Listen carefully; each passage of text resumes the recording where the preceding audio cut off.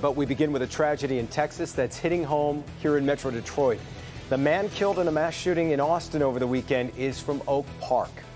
In all, 14 people were shot when gunfire broke out in Austin's entertainment district early Saturday morning. 25-year-old Douglas Cantor would not survive after getting caught in the crossfire, and now we've learned he was in Austin just visiting a friend. Rod Maloney is live in Oak Park tonight, and Rod, you spoke to his family today. Yeah, I spoke to his brother Nick a couple of times today in short bursts. The family is desperately saddened. They are working on funeral arrangements right now. We've talked to a couple of the neighbors in the area here who say Doug was a very nice guy, but they were surprised to hear about this, and there is family now at the house checking out the house in the aftermath of this tragedy.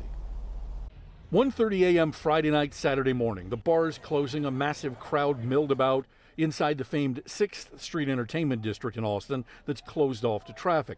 Shots rang out. The packed street turned chaotic, so filled with people EMTs couldn't get their vehicles into the area. Police ended up doing CPR and other first aid. Shot in the abdomen, 25-year-old Doug Cantor of Oak Park. Doug's brother Nick saying this afternoon officers put Doug into a police car and rushed him to the hospital. Doug died from his wounds midday Sunday. The Cantor family wants us to know about Doug in a statement saying that he grew up in Airmont, New York, came to Michigan for college, first at Michigan State University, where he earned a computer engineering degree, and then went on to the University of Michigan. While continuing his education at the University of Michigan, he bought his first house and received his master's degree in business.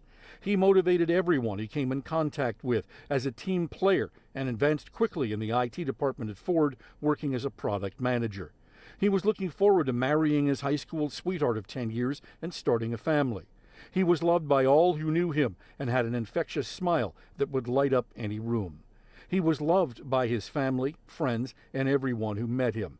This senseless tragedy has put an end to all his dreams.